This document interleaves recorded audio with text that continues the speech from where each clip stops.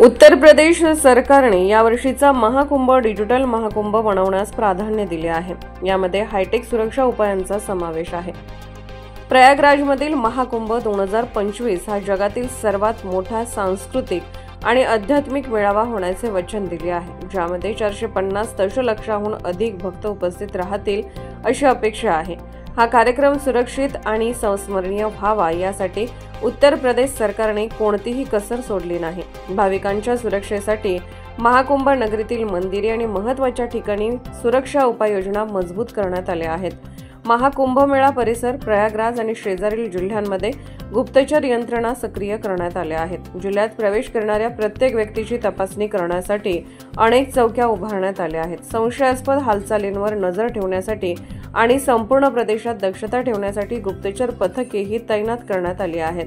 कुंभमेळा हा सनातन धर्मातील सर्वात मोठा आध्यात्मिक कार्यक्रम बनवण्यासाठी वचनबद्ध असलेल्या उत्तर प्रदेश सरकारने कोणत्याही आपत्कालीन परिस्थितीला तोंड देण्यासाठी सर्वसमावेशक योजना तयार केली आहे। मनोज बिरारी यांचा स्पेशल रिपोर्ट।